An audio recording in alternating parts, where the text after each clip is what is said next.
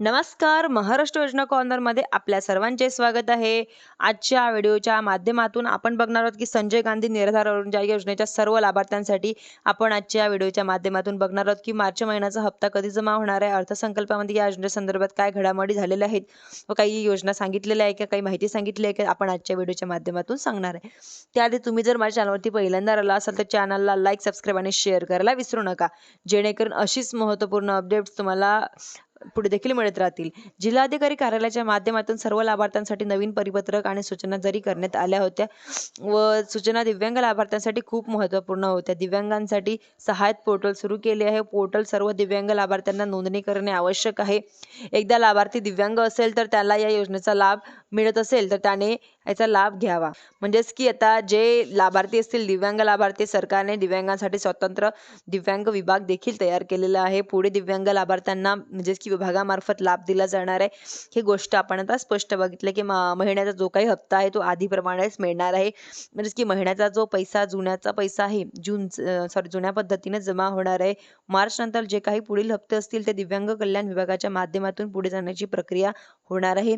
Portal दिव्यांग सहाय्यत पोर्टलवरती नोंदणी करणे खूप गरजेचे आहे, जेणेकरून तुमच्या पुढील कुठलाही हप्ता अडचणीशिवाय सुरू राहणार आहे.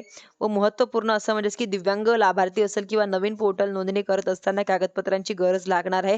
तर सर्व महत्त्वाची 2 कागदपत्रे म्हणजेच की पहिले म्हणजेच की UID कार्ड आणि दुसरे म्हणजेच की आधार कार्ड. अनेक लाभार्थ्यांकडे प्रश्न पडतो की UID कार्ड नेमकं काय आहे?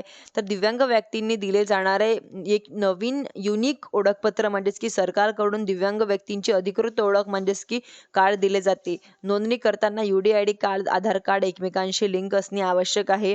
कागदपत्रांमधील माहिती एकसारखी असणे गरजेचे आहे आणि दिव्यांग सहायता पोर्टल नोंदणी झालेली नसेल तर शक्य तितक्या लवकर तुम्ही नोंदणी करून घ्या, जेणेकरून सरकारकडून दिव्यांग लाभार्थ्यांना हप्ते या नवीन प्रणालीद्वारे दिले जाणार आहे.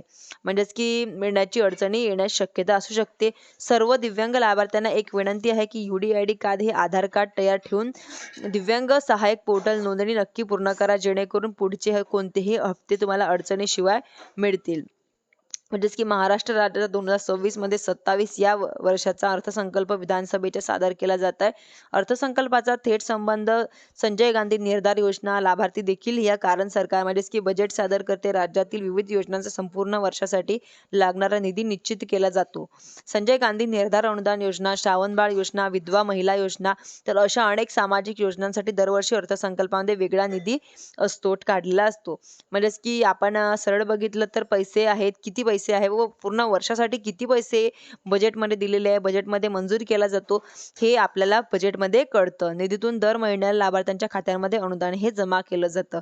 अर्थसंकल्पामध्ये या योजनेच्या किती निधी ठेवला आहे, तर अनुदान वाढलंय का, हे संपूर्ण माहिती आपल्याला या अधिवेशनामध्ये कळत असते. तर धन्यवाद.